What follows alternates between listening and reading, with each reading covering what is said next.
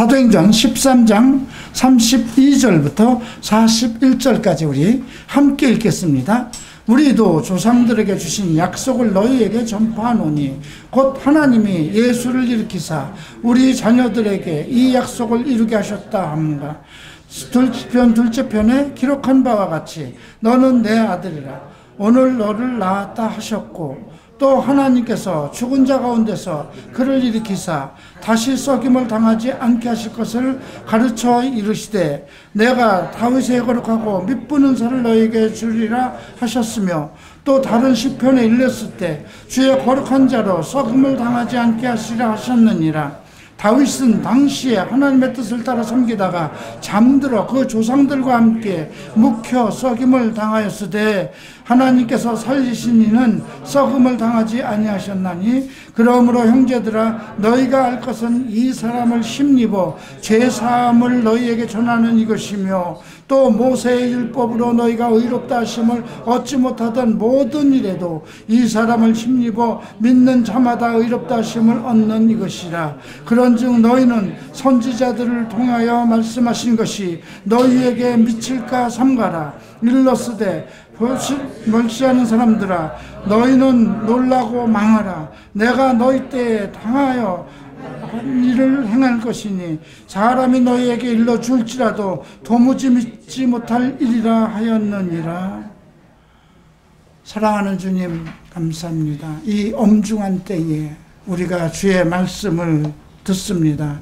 이 시간에 그리스도 은혜 가운데서 살게 하시고 주의 능력 가운데 살게 하소서. 주의 힘과 능력으로 권능으로 살아가는 주의 백성들 되게 하소서. 오늘 우리가 사도행전을 통해서 주께서 오늘 우리에게 이르시는 말씀을 들을 것입니다. 그 말씀으로 나를 책망하시고 나를 권고하시고 하나님의 계획대로 살아가게 하소서. 주는 우리의 권능자이시며 보호자시며 위로자시며 치유자시니 이 시간에 주님 주의 영을 함께하여 주시어서 우리가 성령 안에서 주를 예배드리게 하시고 우리의 진정한 마음을 다해서 하나님을 바라보게 하소서. 말씀을 들을 때 말씀을 듣는 자와 가리키는 자가 동일한 마음으로 동일한 은혜에 참여하게 하소서. 감사하며 예수 그리스도 이름으로 기도합니다. 아멘. 자, 오늘 사도행전 12장과 13장을 함께 공부하도록 하겠습니다. 우리가 12장에서는 사도 야고보, 요한의 형제죠. 그 헤롯이 그를 칼로 죽였다고 그랬습니다. 아마 목베임을 당한 거죠. 그런데 3절에 보면 유대인들이 이 일을 기뻐하는 것을 보고 베드로도 잡으러 갈새 때는 무교절 기간이라고 그랬어요. 무교절이라는 건 그 6월절에 우리가 일주일 동안 그 6월절 기간 동안에 그 어린 양 잡은 그 고기를 먹을 때에 쓴 나물과 함께 그 고통의 때를 그 시간을 체험하는 어린 양 양 잡는 그 어린 양 6월절을 그 기간 안에 쓴 나물을 먹으면서 날들의 생활 속에서 그 아픔을 견디고 그러한 기간입니다. 그러니까 이 기간에는 누룩으로 들어간 빵을 먹어도 안 됩니다. 상당히 고난에 참여하는 그런 때이죠. 예수님도 이 기간이 있었습니다. 이때에 그 마지막 6월절을 지내시고 그리고 십자가에 못 박히신 것이죠. 자, 이때에 베드로도 이제 잡으려고 했었습니다. 그리고 베드로를 잡아서 이제 그 감옥에 집어냈는데 군인 넷이 네 패로 나누어서 자, 그러니까 네 사람이 한 조가 돼서 네 패에 맡겨서 끌려다가 감옥에다 넣는데 첫째 감옥이 있고 둘째 감옥이 이렇게 나누어진 상황, 상당히 엄중한 일체 도망갈 수 없는 중재인을 다루는 그러한 감옥에다 가두게 됩니다. 그리고 6절을 보면 베드로가 두 군인 틈에서 두 사슬에 매여 누워 자는데 파수꾼들이 문 밖에서 옥을 지킵니다. 쇠사슬에 묶여 있어요. 그리고 문 밖에는 파수꾼들이 지키고 있고요. 그 어떤 사람도 왕명이 없으면 그 감옥을 벗어날 수 없는 그런 상황에 주의 사자가 나타납니다. 옥중에 광채가 빛나고 와서 옆구리를 툭 칩니다. 급히 일어나라고 하고 쇠사슬은 그냥 그 손에서 벗어졌습니다. 천사가 다시 말을 합니다. 신을 신으라고 하죠. 그리고 겉옷을 입으라. 아주 상세하게 얘기를 합니다. 이 상황을. 그러니까 우리가 천사들이 나타났을 때 어떤 환상중으로 무엇을 보여주는 것이 아니라 지금 현재 그 현실 속에 나타나서 꼭 필요한 일들을 자세히 해야 할 일들을 그렇게 지금 지시하는 내용을 우리가 볼 수가 있습니다. 그런데 베드로는 이제 그 천사를 따라가면서도 이게 환상인가 하는 그런 생각을 갖고 있습니다. 천사는 모든 것을 자세히 지시하고 있지만 그 상황 속에 있는 사람은 어떤 그 환상과 같은 그런 어떤 영적 착각을 느끼게 되는 것을 우리가 볼 수 있고요. 10절에 보면 첫째와 둘째 파수를 지냈다고 그러는 겁니다. 이 감옥이 얼마나 깊은 곳, 얼마나 빠져나올 수 없을 첫째 파수가 있고 둘째 파수가 있을 정도로 엄중한 상황이라는 것을 우리가 알 수 있고요. 그런데 시내로 통한 새 문이, 철문이 저절로 열렸고 한 거리를 지났을 때 천사가 떠났습니다. 천사는 이렇게 정확하게 그 베드로를 완전한 안전지대까지 데려다 놓고 떠났습니다. 그때 정신이 들었다는 거죠. 우리가 천사가 이렇게 모든 걸 안내할 때 완전한 정신을 가지고 이성을 가지고 있다면 뭔가 오히려 그 회방이 될 거고 뭐야 그 상황에서 오히려 더 이상한 상황이 될지도 모르기 때문에 아마 어떤 환상과 같은 그런 영적 그 환상에 잡혀 있었던 것이 아닌가 그렇게 생각됩니다. 이제 베드로가 이제 그 벗어나서 마가라고 하는 요한의 어머니 마리아의 집, 이게 이제 마가 다락방이죠. 예수님 때부터 또 그 성령 강림이 있기 전에도 항상 이곳에 모여서, 그러면 이곳이 얼마나 큰 곳인지, 그 집이 얼마나 넓고 그 사람들이 모여서 기도할 정도의 커다란 그 집인 것을 우리가 알 수 있고요. 그래서 여러 사람이 거기서 모여서 기도하고 있었습니다. 그래서 이제 그 대문을 두드리니까 여종이 나왔죠.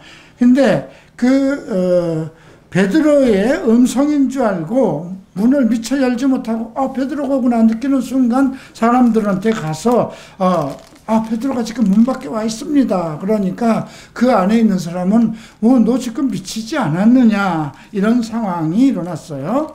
근데 베드로가 계속 문을 두드리니까 그때서야 이제 문을 열고 이제 베드로를 보고 이제 기뻐하죠. 17절부터 보면 이제 베드로가 그들에게 조용하라고 하고 자기가 나오게 된 그 모든 과정을 설명합니다.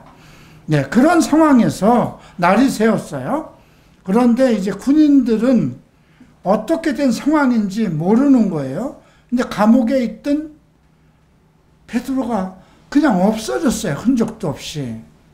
그들은 모르는 겁니다. 참 특별하죠. 철문이 스스로 열리고 사슬이 스스로 풀어지고, 사람들은 그대로 있는 파수꾼들이 그대로 있는 그 상황에서 분명히 베드로는 천사와 함께 밖으로 나왔어요. 우리가 야, 겉옷을 입어라, 신발 신어, 뭐 이런 상황을 보면 아주 상세하잖아요. 그런데 그 파수를 지키고 감옥을 지키던 사람은 그 어떻게 된 걸 모르고 있다는 것입니다. 이건 불가능한 거죠. 그러니까 두 세계가 있다는 걸 우리가 인정을 해야 돼요. 하나님의 세계와 이 세상의 세계. 이 하나님이 어떤 일을 천사를 통해서 무엇을 하고자 했을 때는 현실 속에 일어나는 일들이라도 다른 사람은 모를 수 있다는 거예요. 그 현실 속에 일어났다 하더라도 참 이런 세계가 있다는 것 참 놀란 일이죠. 우리가 이런 걸 통해서 성경에 앞으로 우리가 일어날 수 있는 것, 이것은 정말 사실일 수 있구나.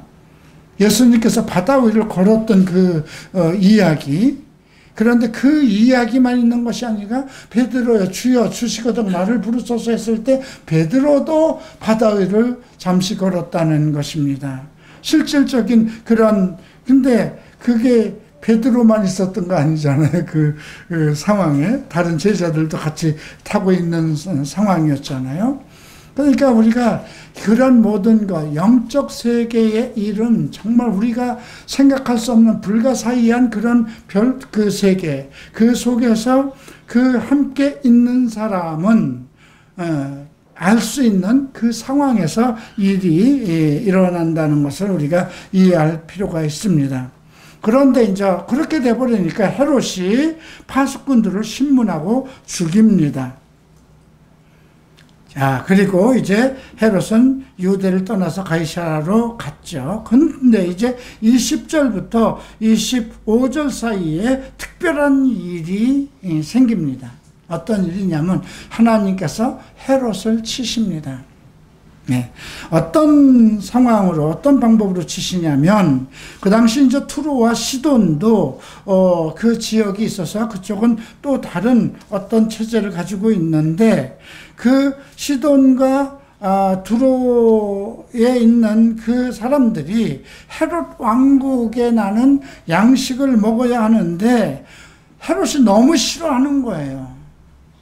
그러니까 너무 싫어한다면 그쪽에 있는 양식을 먹고 살아야 되는데 그 통치자가 싫어하니까 참 이거는 큰 문제가 생길 수밖에 없죠. 잘못하면 양식을 다 끊을 수도 있고, 그런 상황이 되니까 이제 그 헤롯의 그 침소를 맡은 그 내시 사람 중에 블라스도를 설득합니다. 그러니까 뭐 설득했다는 건 많은 그 돈을 줘서 한번 우리가 헤롯 왕을 좀 초대하고 싶으니 그를 좀 보내달라 그렇게 해서 설득했어요.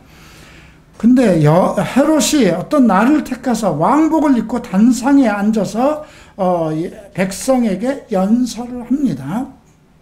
근데 백성들이 크게 부르되 이것은 신의 소리요 사람의 소리가 아니라 하거든.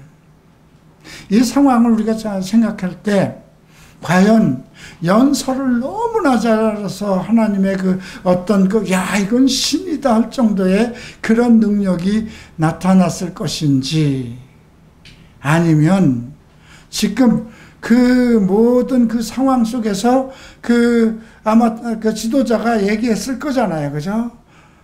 그냥 우리가 생각해 보세요. 가끔 뉴스로 보는 김정은의 어떤 그 상황을 보면, 정말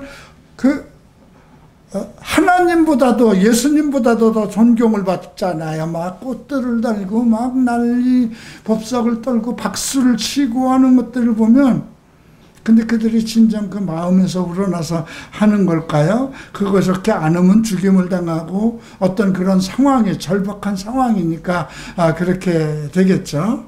아마 그런 상황이 아닐까.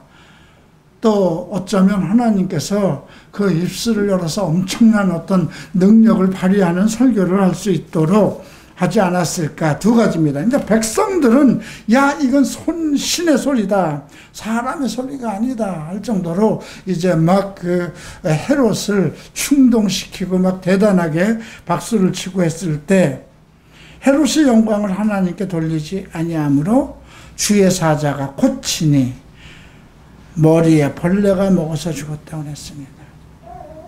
이것이 가능할 것인가?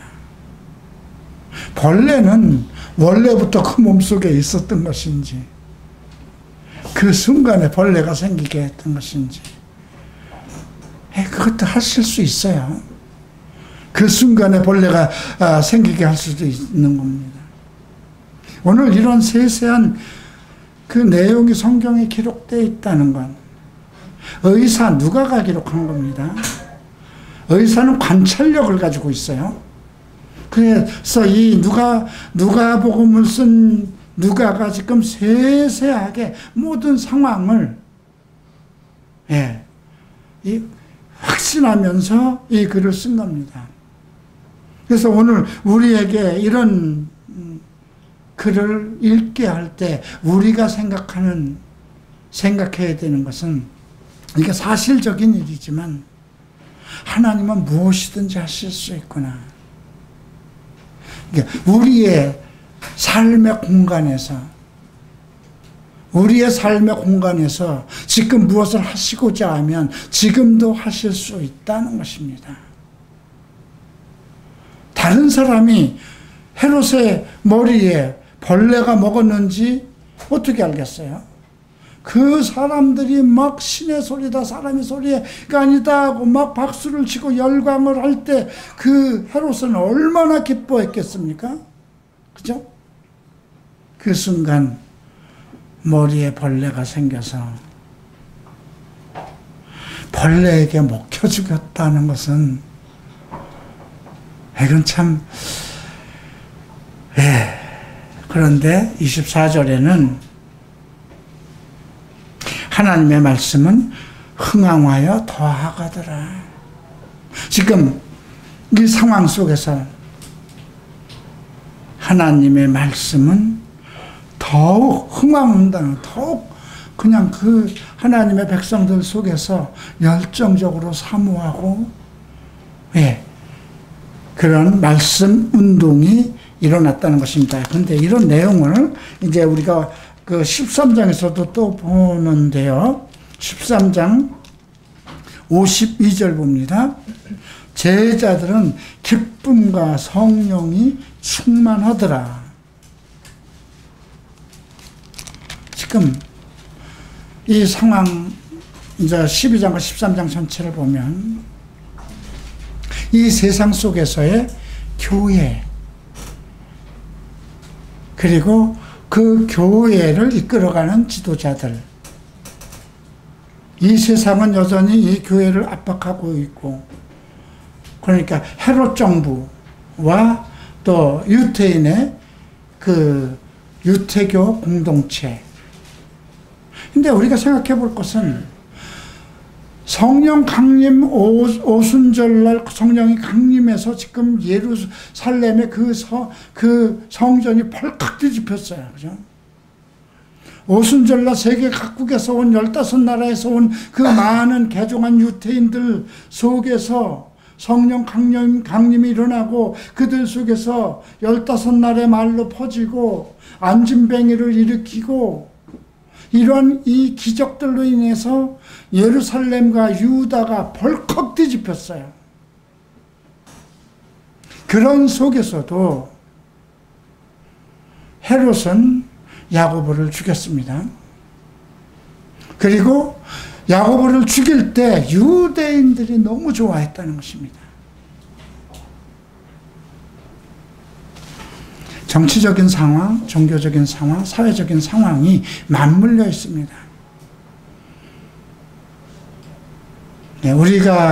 우리나라에도 가끔 심심치 않게 정치적인 사건들이 많이 일어납니다. 정치적인 사건 속에 그 종교적인 그런 것들이 다 연결되어 있습니다. 지난번 작년 선거, 대선 전에만 해도 코로나 이전에만 해도 정말 국가가 두 쪽이 날 정도로 국론이 분열되어 있었어요. 예, 조국의 사건과 그 다음에 현 정부와 그 현 정부 지도 체제를 지지하는 세력과 태극기 세력과 맞물려서 이거 정말 이대로 가다간 이 나라가 어떻게 될까 할 정도의 정말 국론이 분열되어 있어요.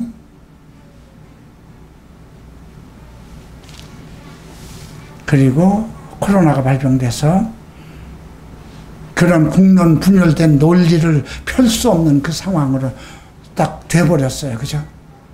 옳고 그름을 판단하는 그런 정치적인 사상과 그건 관계없이 이 죽음의 재앙에서 어떻게 살아남아야 되느냐 하는, 그리고 정부의 발빠른 대처에 대해서 국민들은 따라가죠. 그리고 투표 결과는 상상하지 못할 정도로 이 땅의 모든 크리스찬들은 다 선거를 하지 않았는가 할 정도로 대형 교회가 있는 서울과 경기도에서 정말 참혹할 정도로, 그건 모든 지도자들도 그렇게 생각하지 않았고요. 정치인들도 보수 쪽에 있다는 교회에서도 생각지 않았던 일입니다. 그렇게까지 완패 당할 것이라는 것은 생각 안 했어요. 어느 정도일 것이다. 여당에 아무래도 코로나 대처도 빨리 잘했고 그렇기 때문에 거기까지는 안 갈 것이다. 그리고 지금 그 누구도 어떤 정치적인 이념적인 대립을 할 수 없는 상황이에요, 지금. 그죠?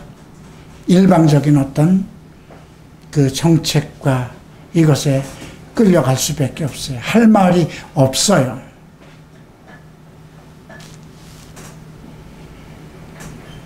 나는 가끔 한국에서 일어나는 여러 가지 상황을 보면서 또 하나의 그 현실 속에서 나타나는 그 보이지 않는 또 다른 하나님의 마음, 하나님의 세계, 그런 부분에 대해서 생각하게 됩니다. 우리가 지금 이 코로나 재앙 속에서 우리가 영적으로 바짝 긴장해야 되고요. 정신적으로 정말 깨어나야 되고요. 천사의 나타나심으로, 천사의 인도하심으로 내가 혼미해질 수는 있지만 천사는 나를 구원하시고 도우시는 사람이니까 괜찮아요. 근데 내가 악한 것에 이끌려서 혼미해서 이끌려 나갔다 하면 이건 큰 문제예요. 그죠? 그럴 수 있어요. 여러분들은 담배 중독, 알코올 중독,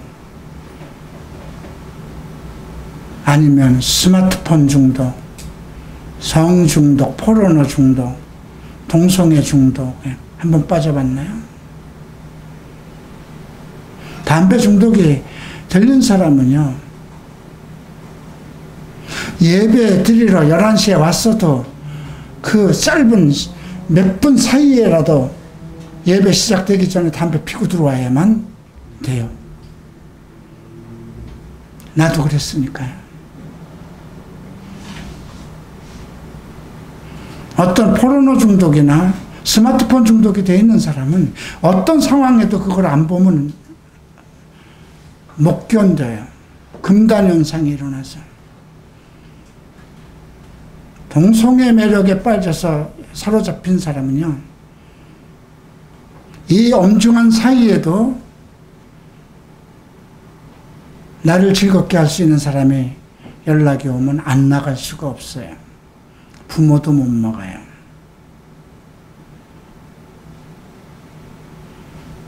네. 악한 영들에 혼미되어 있는 상황이잖아요. 그죠? 지금 천사가 이끄는 과정에서 이게 환상인가 하고 혼미한 속에서 일어났지만 모든 일이 세세하게 현실 속에서 나타났듯이 악한 영에게 사로잡힌다면 똑같은 현상이 나타난다는 것입니다. 13장 보시겠습니다. 안디옥 교회에 일어난 일이죠. 안디옥 교회는 우리가 앞에서 10장과 11장에서 살펴봤듯이 이제 바나바가 세운 겁니다. 바나바는 위로의 사람이다 하고 초대교회에서 인정받았던 사람 중에 한 사람입니다. 그가 가서 복음을 전하니까 사람들이 모이기 시작했어요. 그는 은혜의 사람이라 참 그의 말씀을 듣는 사람들이 막 위로를 받고 교회로 몰렸는데 너무나 많은 사람이 오니까 감당할 수가 없어서 이제 바울을 데려다가 같이 안디옥 교회를 이끌어갑니다. 1년 동안 바울과 바나바가 그 교회를 돌보니 그 교회에 정말 크리스찬이라는 말이 거기서, 그리스도인이라는 말이 거기서 처음 탄생됐습니다. 그런데 오늘 13장에 안디옥 교회라고 나옵니다. 교회라는 이름이 등장하고, 왜? 크리스찬이라고 이미 안디옥이 그때 비로소 사람들이 크리스찬이다, 그리스도인이라는 그 말이 탄생됐다고 우리가 살펴봤잖아요. 근데 이곳에 5명의 선지자들과 교사, 예언자들과 교사예요. 우리는 선지자라고 되어 있지만 예언자입니다. 그리고 교사는 바이블 티처예요. 성경을 가리키는 그런 능력을 가진 사람입니다. 은사를 받은 사람들입니다. 근데 누구냐? 바나바가 먼저 나와요. 그리고 니게르라고 하는 시몬과, 이 사람은 아마 예수님 십자가를 지고 갔을 때 나타났던 그 대신진 그쪽을 생각하면 되고요. 구레네 사람 루기오가 나오고요. 그러니까 지금 니게르는 얼굴이 검은 사람이에요. 그 다음에 구레네 사람이 나오고요. 또 분봉왕 헤롯의 젖동생, 이건 뭐냐면 헤롯이 이제 한 지역을 맡고 있는 헤롯 왕의 젖동생이라고 그러는 것은 같이 젖을 먹고 자란 그 형제라는 거죠. 네, 마나엔과 그리고 사울입니다. 그러니까 사울과 바나바도 예언자고 교사인데 그 사도들과 함께 이제 시몬이라는 사람과 또 루기오와 그 다음에 그 마나엔이, 이들이 성령에 의해서 예언과 교사의 능력을 받은 사람들이 있었습니다. 이것이 성령이 함께하는 교회에 나타나는 그런 것임을 우리가 알 수 있고요. 이제 그들이 주를 섬겨 금식을 합니다. 그때 성령께서 얘기를 합니다. 내가 불러 시키는 일을 위하여, 이 말은 하나님이 계획한 일을 위해서, 내가 앞으로 해야 할 일들을 위해서 바나바와 바울을 따로 세우라. 여기 더 이상 같이 있을 필요 없다. 원래 바나바와 바울이 안디옥 교회를 개척했잖아요. 그래서 많이 부흥되어 있어요. 그런데 이제 바울과 바나바를 그 안디옥 교회에서 떼어냅니다. 그리고 금식하고 두 사람에게 안수하여 하나님의 뜻대로 하고, 왜? 성령께서 그렇게 말씀하셨기 때문에 교회가 그에게 금식을 하고 두 사람에게 안수를 해요 보냈습니다. 이렇게 해서 이제 선교 여행이 시작합니다. 자, 두 사람이 성령의 보내심을 받아 실루기아에 내려 거기서 배를 타고 구브로로 가서, 이것은 우리가 이제 그 지역, 지금의 터키 지역 일대를 이제 자세히 알아야만 알 수 있는 것인데, 자, 샬라미에 이르러서 하나님의 말씀을 유대인의 여러 회당에 전할세. 요한을 수행원으로 두었다. 요한이 누구냐면 마가복음을 쓴 마가예요. 마가라고 하는 요한이에요. 아까 마가의 어머니 그쪽에서 베드로가 탈옥해서 거기서 예배드렸던 그 내용이 있었죠. 근데 수행원이라고 나왔습니다. 근데 수종자, 이렇게 그들을 보살피면서 여러 가지를 돌보는 그런 수행원으로 함께 했습니다. 이제 섬을 지나서, 바보를 지나서 그 바보에 이르렀는데, 바보의 바예수라는 거짓 선지자 마술사가 나오네. 우리말로 보면 바보의 바예수, 참 이상한 대조죠. 자, 그런데 그가 총독 서기오 바울과 함께 있었다는 건 뭐예요? 총독 바울이, 어떤 총독이면 그 통치자잖아요, 그 지역을. 그런데 지금 바예수라고 하는 유대인 거짓 선지자이며 마술사가 같이 있었다는 것은 그가 그 통치, 행정에 여러 가지 그 영적인 영향을, 그러니까 하나의 총독 서기오 바울이라는 사람에게 어떤 카운슬러 그런 역할을 했겠죠. 근데 이 서기오 바울이라는 사람은 지혜 있는 사람이라고 그랬어요. 어떤 문제를 해결할 수 있는 능력을 가지고 있죠. 그래서 바나바와 사울을 불러 하나님의 말씀을 듣고자 하는데, 마술사 엘루마, 그러니까 거기는 지금 거짓 선지자, 마술사, 그 유대인이 있고, 그러니 그와 같이 하는 그 마술사들이 많이 같이 있겠죠. 근데 엘루마라는 그 사람이 그 대적해서 총독과 이렇게 자꾸 이간을 하고 믿지 못하게 합니다. 그때 바울이라고 하는 사울이, 우리가 뒤에 보면은 바울이라고 하는 사울이라는 이름은 이 초창기에만 이렇게 씁니다. 왜? 사울이 바울이 됐으니까요. 네, 나중에 그냥 사도 바울로만 불리죠.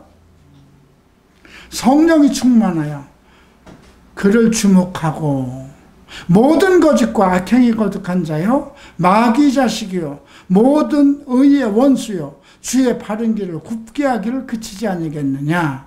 이제 주의 손이 내 위에 있으니 내가 맹인이 되어 얼마 동안 해를 보지 못하리라 하니, 즉시 안개와 어둠이 그를 덮어 인도할 사람을 두루 구하는지라. 즉시의 장님이 돼버린 거예요.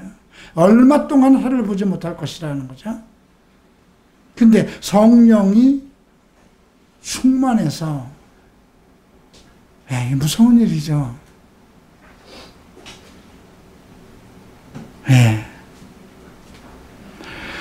총독도 그것을 보고 그 상황 속에서 이제 믿고, 주의 가르침에 놀란다. 주의 가르침에 놀랐다고 그랬어요. 그 총독 서기오 바울이.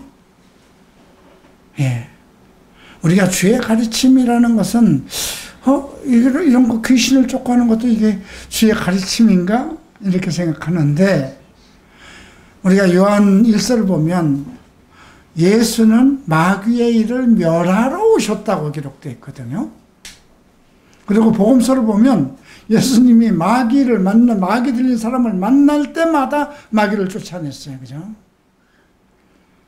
군대 귀신도 쫓아내고. 그러니까 성령이 충만해서 한 사람에게 그 마귀의 일을 쫓아내는 것, 그건 당연한 거죠. 자, 그리고 이제 거기서 배를 타고 밤빌리아에 있는 버가 아래에 이르렀어요. 이제 요한은 그들에게서 떠나 이제 마가는 예루살렘으로 갔습니다. 그리고 버가에서 더 나아가 버시디아 안디옥은 안디옥과 또 다른 지역입니다. 안디옥은 해변 쪽에 있는 거라면 그 버시디아 안디옥은 깊은 그 내륙 지방에 있는 고원 도시입니다. 해발 1000m 정도 높으니까 상당히 고원이죠. 거기에서 이제 가서 안식일에 회당에 들어갔어요. 안식일에 회당이 됐다면 유대인들, 유태교 소속이에요. 야, 거길 들어갔더니 율법과 선지자의 글을 읽은 후 이제 그들이 안식일날 예배하는 광경을 언급한 겁니다.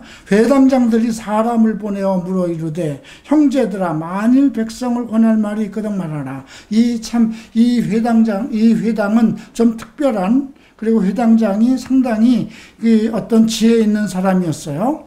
율법과 선지자의 글, 그러니까 예언서겠죠. 그것을 읽은 후에 자 혹시 여기에 우리 하나님의 백성들에게 선포할 말이 있는 사람들은 말하시오. 그랬더니 그때 바울이 일어나서 이스라엘 사람들과 및 하나님을 경외하는 사람들아 들으라. 그리고 바울의 연설, 설교가 나옵니다. 그런데 여러분들 이 13장에 기록되어 있는 지금부터 하는 바울의 설교와 앞에서 베드로가 성령이 충만해서 그 예루살렘에서 그 많은 유대인들과 지도자들과 있는 데서 한 설교를 비교해 보세요. 거의 같은 내용이에요. 오늘 왜 우리가 그 베드로가 한 설교와 바울의 설교가 이렇게 상세하게 사도행전에 기록되어 있는가? 이것을 왜 그랬을까? 그런데 무엇을 설교했는가를 봐야 되는 거예요. 베드로와 바울은 무엇을 설교했는가? 그게 중요한 겁니다. 왜 동일한 맥락에서 거의 동일한 설교를 했는데 사람은 다른데, 자 그러면 오늘 바울이 어떤 설교를 했는가? 17절 보면 먼저 우리 이스라엘 백성의 하나님을 얘기합니다. 거긴 전부 다 예수 믿는 사람이 아니라 하나님을 믿는 유대교예요. 우리 조상을 택하시어. 조상은 누구예요? 아브라함과 이삭과 야곱이죠. 거기까지 설명을 안 해도, 그러니까 아브라함과 이삭과 야곱을 선택하신 우리 하나님, 이렇게 얘기를 해도 이방인들 속에 가서는 그렇게 얘기했겠지만 그들은 유대인이기 때문에 우리 조상에 택하셨다 하면 그들은 다 알아듣는 거죠. 애굽 땅에서 나그네된 그 백성을 높여 그 권능으로 인도했다. 나그네된 백성을 높였다 그럽니다. 하나님께서. 이 말은 왜 그럴까요? 유대인들이 지금 다 하나님을 믿어요. 아직 그들은 예수를 믿지 않지만 우리가 얼마나 자부심을 가지고 있는 하나님의 백성인 것을 먼저 그들로 하여금 하나님께서 우리를 높였다는 거죠. 노예 생활을 하고 있는데도 하나님께서 우리를, 그 백성을 높여서 큰 권능으로, 설명 다 안 했어요. 그 엄청난 그 이적과 기적의 사건 다 필요 없습니다. 다 알고 있는 내용들이니까. 왜? 우리가 15절 보면 율법과 선지자 글을 읽었다는 건 이들은 안식일마다 그것 순서대로 성경을 읽고 있었다는 거예요. 그리고 광야에서 40년간 그들의 소행, 그 출애굽한 동안 40년 동안 광야에서 했던 그 불신앙의 그것을 참으셨다는 거죠. 그리고 가나안 땅 7족속을 멸하고 그 땅을 기업으로 주시기까지 약 450년간이나, 우리는 400년간이라고 알고 있어요. 근데 이건 광야 생활, 가나안까지 들어가기까지의 생활을 400년으로 얘기한 50년을 더 잡은 겁니다. 광야에서 40년 아니에요? 또 10년까지 해서 우리가 아브라함에게 주님이 말씀하신 건 너희 백성이 4대 만에 돌아올 것이다. 400년 후에 돌아올 것이다 얘기를 했는데 여긴 450년간 가나안 땅까지 들어간 그 역사를 얘기한 것입니다. 그리고 패하시고, 이제 그 다음에 보면 선지자 사무엘 때까지 사사를 둬서 통치를 하시는데, 사무엘 때까지 그 백성들이 왕을 원하기 때문에 그랬죠. 왕을 구하기 때문에 하나님이 베냐민 지파 사람 기스의 아들 사울을 40년간 왕으로 세워서 통치했어요. 지금 사무엘 사사기 다 건너뛰고 사무엘기 장하를 지금 설교하는 겁니다. 그리고 패하시고 다윗을 왕으로 세우시고 증언하여 이르시되 내가 이새의 아들 다윗을 만나니 내 마음에 맞는 사람이라 내 뜻을 다 이루라 하시더니, 다윗을 만났는데 내 마음에 맞는 사람이라는 거죠. 부부도 내 마음에 맞으니까 살지 않겠어요? 마음에 맞지 않으면 어떻게 함께 살아요? 그죠? 내 마음에 맞는 사람이라 내 뜻을 다 이루리라. 그렇게 하시더니 하나님이 약속하신 대로 이 사람의 후손에서 이스라엘을 위하여 구주, 구원의 주인, 구주를 세우셨으니 곧 예수라. 목적은 무엇이었냐면 예수를 설명하기 위해서 하는데, 쭉 아브라함의 조상부터 시작해서 애굽에 있던 사건에서부터 가나안 땅으로 들어갔던 그 일 모든 것에서, 그리고 사사시대와 사무엘을 통해서 이제 사울왕을 세웠던 그 후에 이제 다윗의 씨, 이새의 아들 다윗의 씨에서 계시하신 대로 그 아들, 거기까지는 다 아는 이스라엘 백성들이 기다린 메시아는 다윗의 씨에서 나온다는 것을 알고 있었던 거예요. 이스라엘 모든 백성은. 아직 예수 그리스도가 메시아라는 것을 인정을 하지 않았지만 그들은 메시아를 기다리고 있었던 거예요. 그때 예수를 얘기합니다. 그가 오시기 전에 이제 구약에 기록되어 있지 않은 그 당시에 이루어진 일, 마지막 선지자 요세례 요한을 얘기하죠.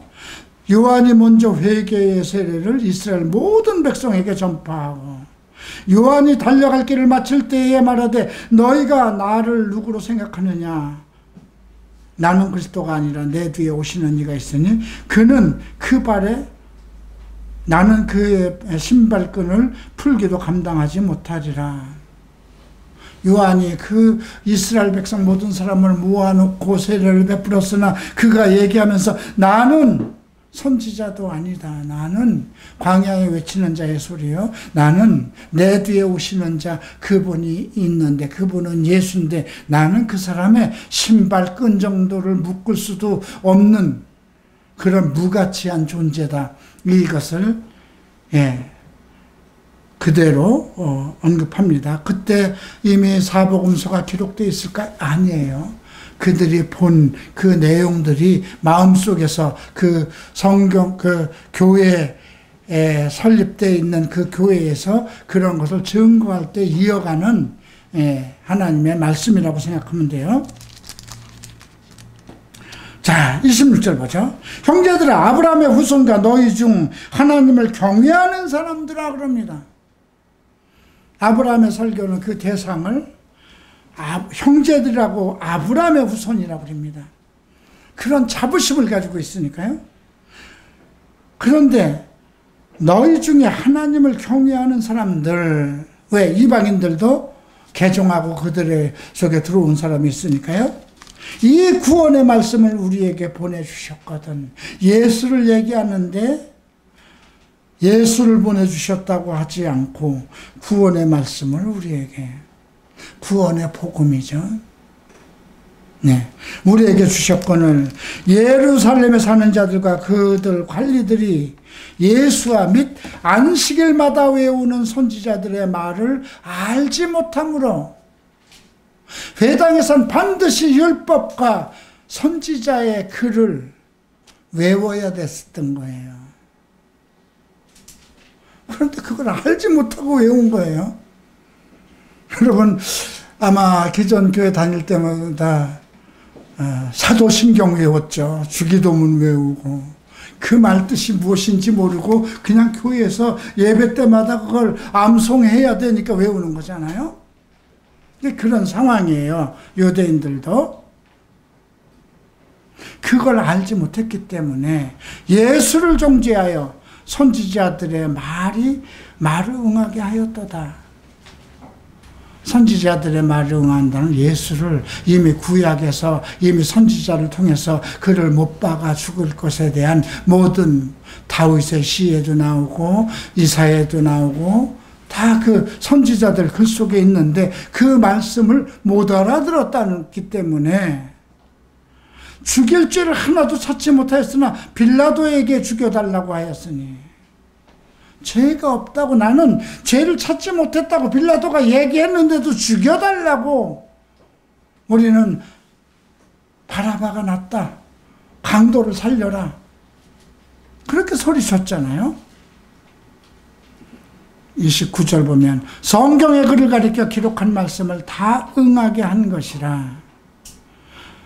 후에 나무에 내려다가 무덤에 두었으나 하나님의 죽은 자 가운데서 그를 살리신지라. 갈릴리로부터 예루살렘에 함께 올라온 사람들에게 여러 날 보이셨으니, 50여일 보이셨어요. 사셔서 이제 그들이 이제 백성 앞에서 그의 증인이라. 그 예수를, 부활하신 예수를 본 그 모든 사람들이 백성 앞에서 증인이다. 그리고 나서 이제 마무리 설교를 합니다. 우리도 조상들에게 주신 약속을 너에게 전파하노니, 곧 하나님이 예수를 일으키사 우리 자녀들에게 이 약속을 이루게 하셨다 함이라. 어떤 약속이냐 하면 시편 2째 편에 기록한 바와 같이 너는 내 아들이라 오늘 내가 낳았다 하더라. 그분이 예수 아니냐 이 얘기예요. 또 하나님께서 죽은 자 가운데서 그를 일으키시사 다시 썩임을 당치 않게 하실 것을 가르쳐 이르시되 내가 다윗의 거룩하고 미쁜 은사를 너희에게 주리라 하셨으며, 다른 시편에 일렀으되 주의 거룩한 자로 썩음을 당치 않게 하시리라 하셨느니라. 네. 그리고 예수는 썩임을 당할 분이 아니기 때문에 부활하셨다는 거죠. 그러면서 한 가지 중요한 이야기를 합니다.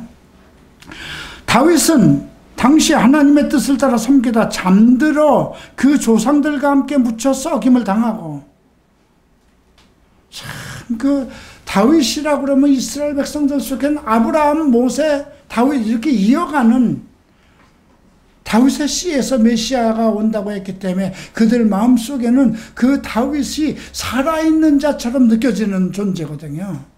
근데 그는 죽어서 우리 중에 지금 그 시체가, 그 무덤이 있고, 하나님께서 살리신 이는 썩임을 당치 아니하였더니 그가 너희가 알 것은 이 사람을 힘입어 죄사함을 너희에게 전하는 이것이며. 그죠?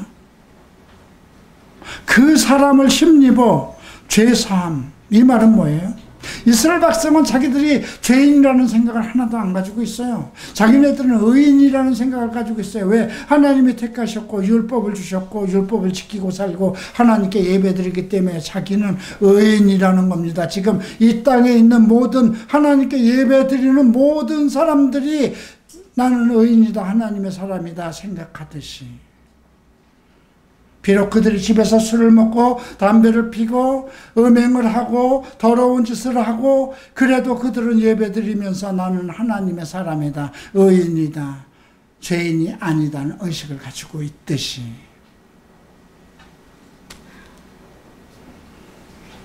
그런데 이 사람을 힘입어 죄사함을 너희에게 전하는 이것이다. 39절 함께 읽겠습니다. 또 모세의 율법으로 너희가 의롭다 하심을 얻지 못하였던 모든 일에도 이 사람을 힘입어 입는 자마다 의롭다 하심을 얻는 것이다. 이 말을 들을 때 이거는 유대인들에겐 충격적입니다. 유대인은 우리는 의롭다, 의롭게 하시는 율법을 주었고 우리는 율법을 외우고 있고 배우고 있고, 우리는 하나님의 사람이라 안식일마다 예배드리고 모든 절기마다 예배드리고 금식하고 우리는 하나님의 택한 백성이요 정말 의인이다, 의로운 백성이다 했는데 율법으로는 의롭다 하심을 못한다는 거죠. 그죠? 이 사람을 힘입어 믿는 자마다 의롭다. 이거는 충격적인 신학적인 충돌이 일어나는 거예요. 사실 그런 것 때문에 선지자들을 다 죽인 거잖아요.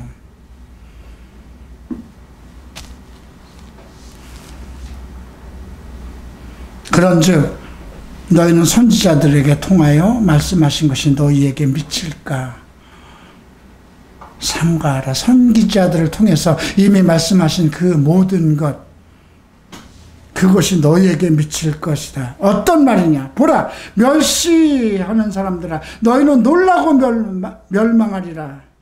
옛 개역 성경은 망할 것이라 그랬어요. 내가 너희 때에 당하여 한 일을 행할 것이니 사람이 너에게 일러줄지라도 도무지 믿지 못할 일이라 하였느니라. 놀라고 망하라. 참 끔찍한 말이죠. 근데 이것이 지금 그 당시 한 말이에요. 거기 있는 모든 사람들, 의롭다고 생각한 사람들, 우리는 하나님의 택한 민족이여 자부심을 가지고 있고 매일 안식일마다 모여서 율법을 외우고 선지자의 글을 읽고 자기는 정말 율법을 지키면서 하나님께서 헌물을 드리고 나는 정말 거룩한 의인이라는 자부심을 가지고 있고 그것을 대대로 물리는 전통과 그런 뼛속까지 하나님의 택한 민족으로 하나님을 사랑하며 율법을 지키며 의롭다고 생각하던 사람들 속에 율법, 너희가 알고 있는 율법으로 사람을 의롭다 하지 못한다. 오직 의롭게 하는 것은 예수 그리스도다. 그렇기 때문에 너희가 이 말을 지금 받아들이지 않는다면 너희도 선지자의 한 말처럼 이미 성경에 얘기한 것처럼 너희도 놀라고 망할 것이라는 거죠. 하나님이 그렇게 아들 예수 그리스도를 믿음으로 의인이 되게 하는 법을 만들었는데 너희가 구약의 율법에 그냥 나는 하나님의 사람으로 의로운 사람이라는 자부심 속에서 예수 그리스도를 받아들이지 않는다면 너희들은 망할 것이라는 거죠. 이제 우리는 오늘의 이 글을 보는 거잖아요. 오늘 이 시대에 여러분들은 이 말씀을 나에게 하시는 말씀으로 성경이 나에게 하시는 말씀, 너희가 이제 7년 대환란이 있을 것이고 이제 천사장의 나팔소리와 함께 죽은 자를 먼저 일으키시고 그 다음에 우리도 살아남은 자들을 공중으로 이끌게 하시고 그 다음에 이 세상 주를 사랑하지 않는 모든 자들과 적그리스도 체제와 그수에 속한 모든 것을 멸하게 하나님이 작정하신 것, 그리고 심판하시고 예수께서 재림하신 그 모든 것이 성경에 반드시 기록되어 있거늘 너희들이 그 말씀을 믿지 아니한다면 너희들은 놀라고 망할 것이라는 거예요.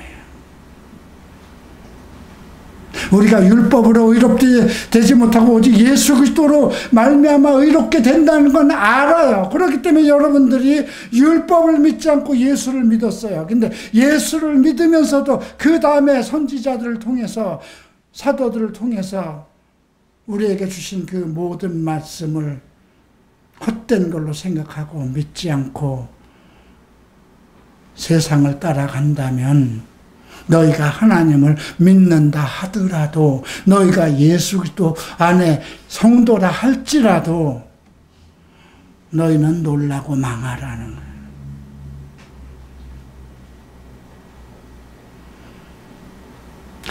오늘 우리가 성경을 읽을 때 그 성경의 말씀이 나와 관계가 없으면 아무 의미가 없는 거잖아요.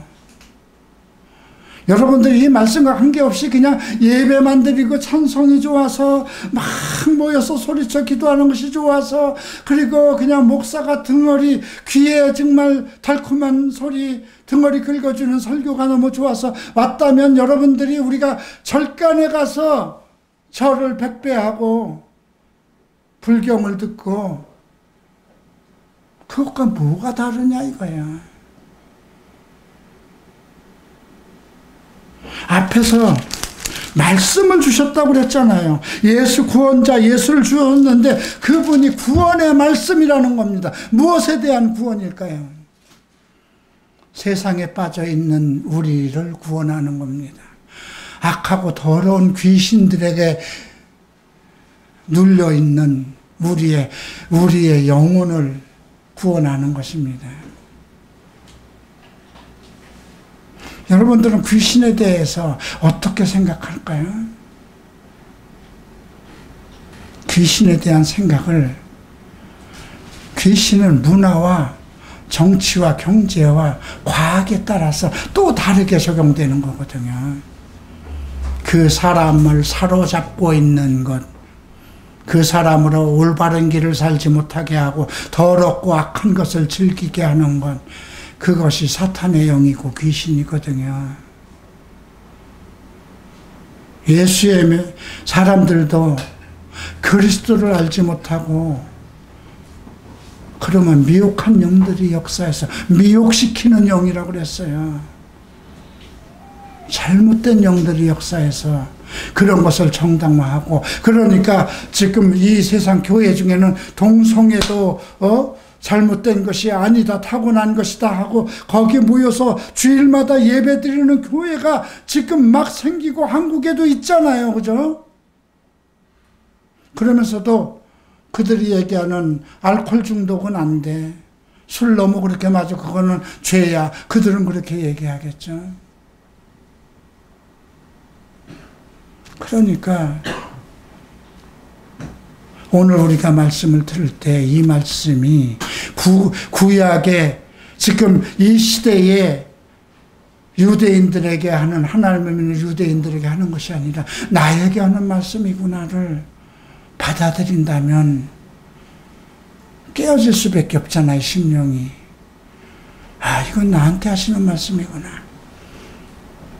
그러면 어떻게 될까요? 심령이 이 말씀을 내 심령으로, 아, 지금 나한테 하시는 주의 명령이구나, 주의 말씀이구나, 거룩한 주의 말씀이구나, 구원의 말씀이구나 하는 것을 내 마음으로, 내 심령으로 받아들인다면, 주여 잘못했습니다, 용서하소서. 그게 진정한 회개가 이루어지는 거죠. 내가 예수 믿기 전에 예수가 하나님의 아들이고 당신은 죄인이니까 예수를 믿을 때 회개해야 됩니다. 안 믿으시면 아멘 하시오. 이런 그러한 짤막한 그러한 걸로 해서 여러분들이 신앙 고백을 한 거, 그것은 글쎄요, 그것이 진정한 것일까요? 이런 말씀을 듣고 내가 아직도 예수를 믿으면서도 미혹한 세상의 일에 빠지고 이미 성경에 계시가 돼 있고, 내가 과거에는 그거를 매일 교회 가서 예배드리고 하면서도 알지도 못하고 듣지도 못했지만, 이제 우리가 계시록까지에 있는 모든 말씀을 듣고 깨우치고 들었음에도 불구하고 설마 육체로 일어나는 본능적인 것을 내가 어찌 이길 수 있으랴 한다면, 그 사람은 하나님 예수 그리스도를 능멸하는 자잖아요. 자기를 구원할 자보다 더 높은 위치에 있는 자잖아요. 하나님을 믿어도. 그러니 놀라고 망할 수밖에 없는 거잖아요. 나는 오늘 이 말씀이 오늘 이 설교를 듣는 사람들에게 적용되어야 된다고 생각합니다. 그러니 그 설교를 하고 나갔는데 사람들이 다음 주에도 와주세요. 특별한 설교한 거 아니에요. 성경 얘기한 거예요. 그죠? 자, 43절 함께 읽겠습니다.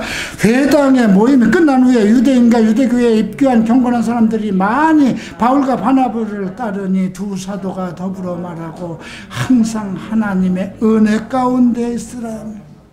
이제 은혜의 시대다.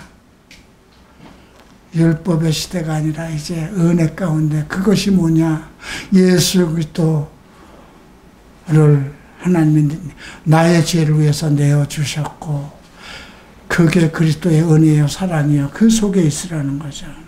그렇게 그들에게 권면을 합니다. 그리고 그 다음 안식일 날 온 시민이 거의 다 하나님의 말씀을 듣고자 이제 그 회당에서 그 말을 듣던 사람들이 나가서 야, 우리가 정말 기이한 말씀을 들었다. 이건 감당할 수 없는 말이다. 가자. 그리고 온 시민이 거의 다 터져나가지 않았겠습니까? 바울과 바나바가 얼마나 기뻐했을까요? 그죠? 성공한 거잖아요. 그죠? 그들이 성공한 것이 아니라 성령께서 하신 거잖아요.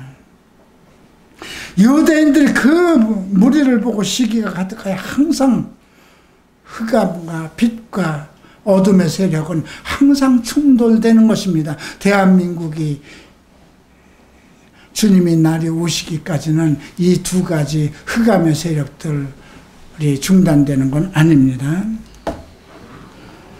유대인들이 그 무리를 보고 시기가 가득하여 바울이 말한 것을 반박하고 나섭니다. 여러 가지 신학적인 다툼이죠. 바울과 바나바가 담대히 말하고 하나님의 말씀을 마땅히 먼저 너희에게 전할 것이되 너희가 그것을 버리고 영생 얻기에 합당하지 않은 자로 자초하기로 우리는 이방에게 떠나느라 됐다. 너희가 받아들이지 않으니 어떻게 할 거야? 내가 성경적인 이 이야기를 하나님의 말씀을 너희에게 먼저 전할 것이기 때문에 전했는데 너희가 받아들이지 않으니 자 이제 우리는 이방인으로 가겠다. 주께서 말씀하시기를 내가 너희 이방의 빛으로 삼아 너로 땅끝까지 구원하게 하리라 하셨느니라. 이미 하신 시편 말씀 이사야서 49장 말씀을 선포합니다.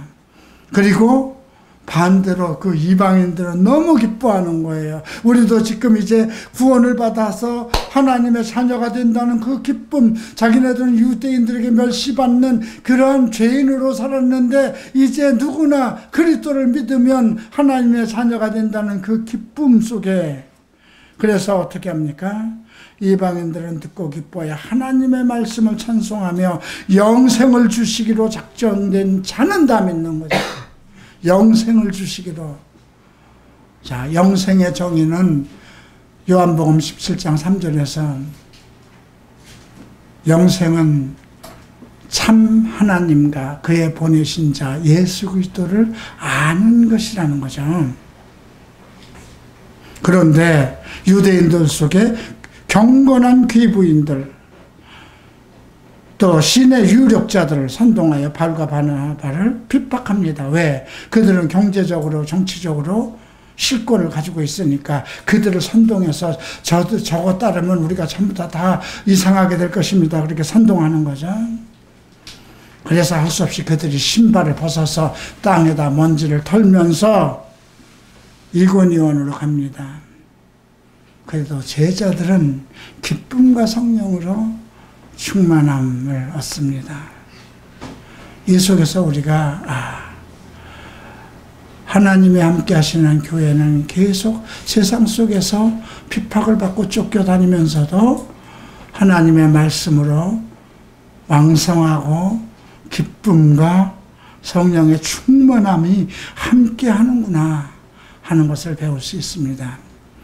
오늘 이 말씀이 여러분들을 기쁘게 하고 여러분들 위해 성령의 충만함이 임하고 이제 여러분들이 이 말씀을 사모하고 내가 무엇을 해야 될 것인가, 무엇을 끊어버려야 될 것인가, 내 영이 어떻게 하나님을 기뻐해야 될 것인가, 내가 하나님의 말씀에 대해서 어떻게 들어야 될 것인가 하는 깨달음이 여러분들과 함께 하시기를 기도하겠습니다. 일어나시기 바랍니다. 존귀하신 주님 감사합니다. 우리가 주의 은혜를 사모합니다. 주의 말씀을 사모합니다. 우리에게 오늘 주께서 말씀하셨으니 오늘 우리가 모든 죄악과 더러움과 악한 것에서 그런 습성에서 벗어나서 오직 구원의 말씀, 생명의 말씀, 영생의 말씀을 따를 것이며 그 말씀 속에 역사하는 성령의 능력 속에서 성령의 충만함 속에서 살아갈 것입니다. 주님, 이 말씀을 듣는 성도들 마음속에 강력한 은혜와 하나님의 정말 특별한 은혜를 체험하게 하시고 이들 마음속에 하나님을 사모하는 열정과 주의 말씀을 사모하는 열정이 살아나게 하소서. 그리하여서 정말 그리스도께서 정말 오실 때에 우리가 그리스도를 만날 때에 그의 깨끗하심과 정결하심이 나와 같은 것을 알게 하시고 이 고귀하고 거룩하고 깨끗한 그 몸과 마음과 영혼으로 예수 그리스도를 사랑하게 하소서. 우리 주 예수 그리스도 이름으로 기도합니다.